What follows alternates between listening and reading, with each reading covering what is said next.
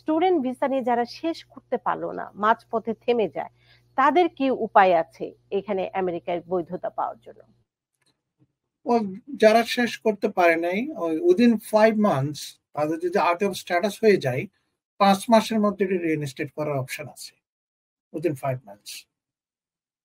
তো এর পরে যদি হয়ে যায়, it's very difficult to Regain the status. এখন তাদের আর কোনো অপশন নাই। আমাদের অনেক স্টুডেন্ট আছে, আমরা পাচ্ছি। তো এখন based on current country condition সিচুয়েশনে অনেকে অ্যাসাইলাম ফাইল করছে। এটা আমি ট্রেন্ডটা দেখছি আর কি এখন। তো আর কোনো অপশন নাই, যেহেতু আপনি যদি স্ট্যাটাস চলে যায়, you are out of status, আর কোনো স্ট্যাটাস আপনি যেতে পারবেন না।